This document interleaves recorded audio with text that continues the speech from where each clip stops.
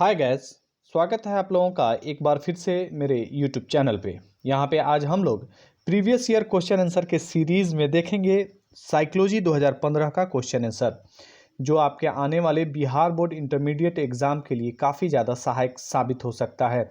क्योंकि अक्सर क्वेश्चन आने वाले, ये जो पिछला क्वेश्चन है वो आने वाले एग्ज़ाम में रिपीट किया जा रहा है, इसलिए आप लोग उसको अच्छे से अगर पढ़ लेते हैं तो आप लोगों का एग्ज़ाम काफ़ी आसान हो जाएगा। तो चलिए शुरू करते हैं आज का ये सेशन और देखते हैं पहला क्वेश्चन। बुद्धि संरचना मॉडल किसने विकसित किया है? ऑप्शन देखते हैं। ए गार्डनर, बी गिलफोर्ड, सी जेनसन और डी इनमें से कोई नहीं। तो इसका राइट आंसर हो जाएगा बी, गिलफोर्ड ने बुद्धि संरचना मॉडल विकसित किया है। चलिए आगे बढ़ते हैं और देखते हैं 2 नंबर क्वेश्चन।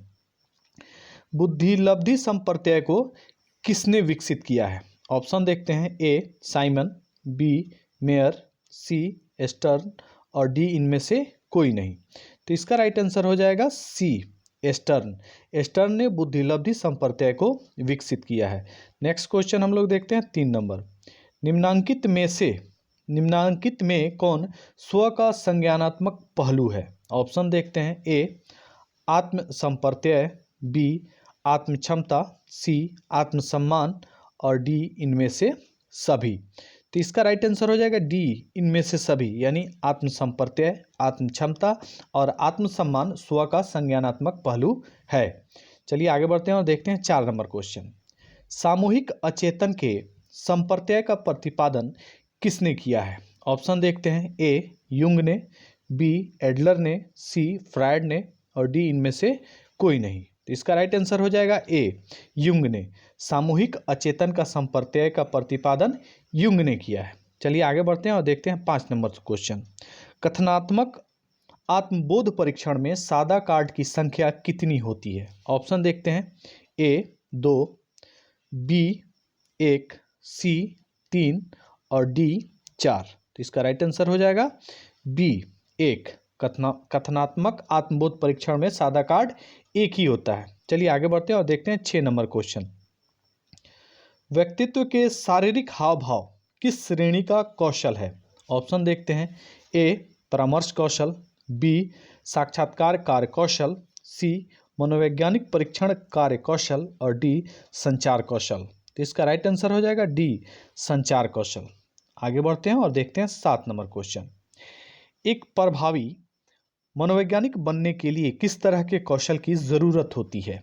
ऑप्शन देखते हैं। ए सामान्य कौशल, बी प्रेक्षणात्मक कौशल, सी विशिष्ट कौशल और डी इनमें सभी। तो इसका राइट आंसर हो जाएगा डी इनमें सभी। एक प्रभावी मनोवैज्ञानिक बनने के लिए सभी कौशल जरूरी है। चलिए आगे बढ़ते हैं और देखते हैं 8 नंबर क्वेश्चन।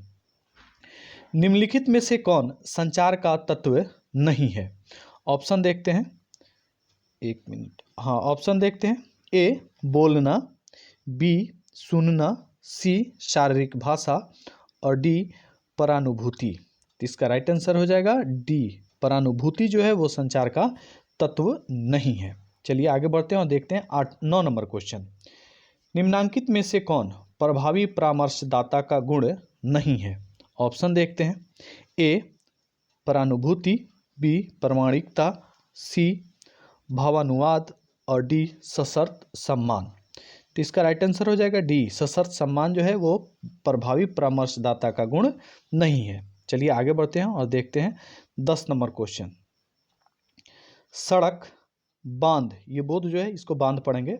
सड़क, बांध आदि उदाहरण है किसका? ऑप्शन देखते हैं। ए पर्यावरण का, बी निर्मित पर्यावरण का, सी प्राकृतिक पर्यावरण का और डी इनमें से कोई नहीं। तो इसका राइट आंसर हो जाएगा बी निर्मित पर्यावरण, यानी मनुष्य के द्वारा बनाया गया। तो सड़क बांध किसका उदाहरण है? निर्मित पर्यावरण का। चलिए आगे बढ़ते हैं और देखते हैं 11 नंबर क्वेश्चन। अपने संबंधियों से बातचीत करने में किस दूरी का उपयोग किया जाता है? ऑप्शन देखते हैं। ए व्यक्तिगत दूरी, बी सामाजिक दूरी, सी सार्वजनिक दूरी और डी इनमें से कोई नहीं। तो इसका राइट आंसर हो जाएगा ए व्यक्तिगत दूरी। अपने संबंधियों से बातचीत के दौरान व्यक्तिगत दूरी बना के रखा जाता है। चलिए आगे बढ़ते हैं और देखते हैं 12 नंबर क्वेश्चन। किस आक्रामकता में व्यक्ति का अभिप्राय छिपा रहता है? ऑप्शन देखते हैं। ए वैरपूर्ण आक्रामकता, बी साधनात्मक आक्रामकता, सी हिंसा और डी इनमें से कोई नहीं।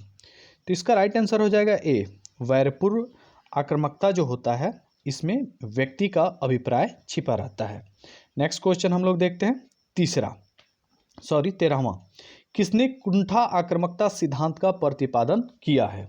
ऑप्शन देखते हैं, ए फ्रायड ने, बी युंग ने, सी एडलर ने और डी मिलर तथा डोलार्ड ने। तो इसका राइट आंसर हो जाएगा डी मिलर तथा डोलार्ड ने। यहाँ पे डोलार्ड को आप लोग मेन लेकर के चलिएगा, अगर एग्जाम में डोलार्ड रहे तो डोलार्ड ही सही है। चलिए आगे बढ़ते हैं और देखते हैं 14 नंबर क्वेश्चन। निम्नांकित में से किससे ध्वनि को मापा जाता है? ऑप्शन देखते हैं, ए बेल, बी माइक्रोबेल, सी डेसीबेल और डी इनमें से कोई नहीं। तो इसका राइट आंसर हो जाएगा सी डेसीबेल से ध्वनि को मापा जाता है, यानी ध्वनि का जो मात्रक होता है वो क्या होता है? डेसीबेल। आगे बढ़ते हैं और देखते हैं 15 नंबर क्वेश्चन। अंग्रेजी के शब्द एस्ट्रेस की उत्पत्ति किस भाषा से हुई है? ऑप्शन देखते हैं, ए जर्मन भाषा से, बी हिंदी भाषा से, सी ग्रीक भाषा से और डी लैटिन भाषा से। तो इसका राइट आंसर हो जाएगा डी लैटिन भाषा से एस्ट्रेस की उत्पत्ति हुई है। चलिए आगे बढ़ते हैं और देखते हैं 16 नंबर क्वेश्चन। निम्नांकित में से कौन सा मनोवैज्ञानिक विकारों के वर्गीकरण की एक नवीनतम पद्धति है? ऑप्शन देखते हैं, ए DSM-3R, बी DSM-4TR होता है, इसमें छूट गया है, सी ICD-9 और डी WHO। तो इसका राइट आंसर हो जाएगा बी DSM-4TR। चलिए आगे बढ़ते हैं और देखते हैं 17 नंबर क्वेश्चन। 17 नंबर क्वेश्चन कहता है बैगन प्रभाव किसका एक कारण है? बैगन प्रभाव किसका एक कारण है, ये हम लोग देखते हैं। ऑप्शन ए समूह समग्रता का, बी समूह मानक, सी समूह ध्रुवीकरण और डी समूह सोच। तो इसका राइट आंसर हो जाएगा सी समूह सोच। बैंड वैगन प्रभाव किसका एक कारण है? तो समूह ध्रुवीकरण का। ये क्वेश्चन रिपीट हो रहा है, हो सकता है आप लोगों के एग्जाम में आ जाए, इसलिए आप लोग इसको अच्छे से याद करेंगे। चलिए आगे बढ़ते हैं और देखते हैं 18 नंबर क्वेश्चन। केलमैन के अनुसार सामाजिक प्रभाव का कौन एक प्रकार नहीं है?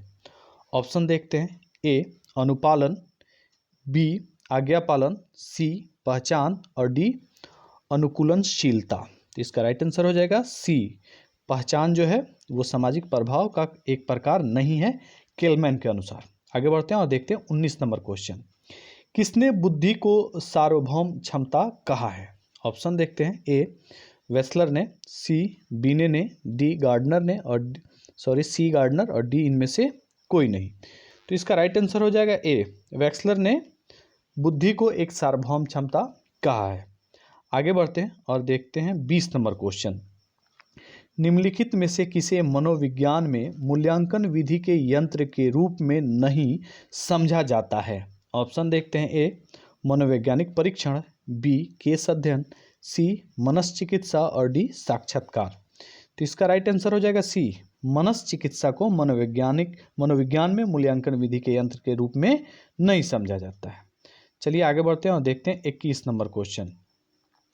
व्यक्तिक भिन्नता का तात्पर्य होता है। यह क्वेश्चन भी रिपीट हो रहा है बार बार, इसलिए इसको आप लोग अच्छे से याद रखेंगे। ऑप्शन देखते हैं, ए व्यक्तियों की विशेषताओं में अंतर, बी व्यक्तियों के व्यवहार पैटर्न में विभिन्नता, सी ए और बी दोनों और डी इनमें से कोई नहीं। तो इसका राइट आंसर हो जाएगा सी ए और बी दोनों। जो क्या कहता है, व्यक्तियों की विशेषताओं में अंतर और व्यक्तियों के व्यवहार पैटर्न में विभिन्नता जो है वो व्यक्तिक विभिन्नता से तात्पर्य है। चलिए आगे बढ़ते हैं और देखते हैं 22 नंबर क्वेश्चन। निम्नांकित में से कौन सामाजिक प्रभाव का सबसे अप्रत्यक्ष प्रारूप है? ऑप्शन देखते हैं, ए अनुरूपता, बी आज्ञापालन, सी अनुपालन और डी इनमें से कोई नहीं। तो इसका राइट आंसर हो जाएगा ए अनुरूपता। चलिए आगे बढ़ते हैं और देखते हैं 23 नंबर क्वेश्चन। निम्नांकित में कौन मनोवृत्ति का तत्व नहीं है? ऑप्शन देखते हैं, ए संज्ञानात्मक, बी भावात्मक, सी स्मृति और डी व्यवहार परक। तो इसका राइट आंसर हो जाएगा सी स्मृति जो है वो मनोवृत्ति का तत्व नहीं है। चलिए आगे बढ़ते हैं और देखते हैं 24 नंबर क्वेश्चन। मनोवृत्ति परिवर्तन में संतुलन मॉडल का प्रतिपादन किसने किया है?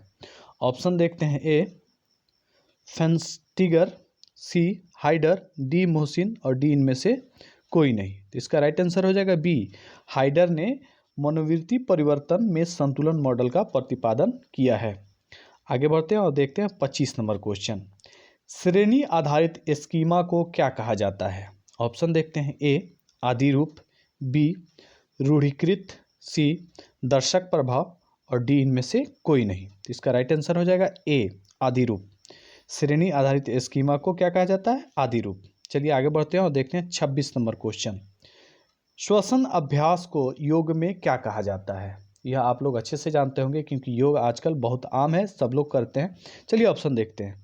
ए मनन, बी आसन, सी प्राणायाम और डी इनमें से कोई नहीं। तो इसका राइट आंसर हो जाएगा सी प्राणायाम।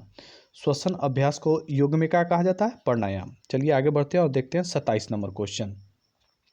व्यवहार चिकित्सा किस सिद्धांत पर आधारित है?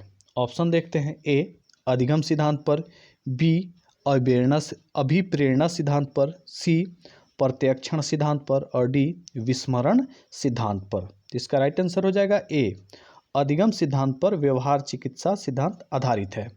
चलिए आगे बढ़ते हैं और देखते हैं 28 नंबर क्वेश्चन, जो आज के लिए अंतिम क्वेश्चन होगा। निम्नांकित में से कौन मनोविदलता का एक प्रकार नहीं है?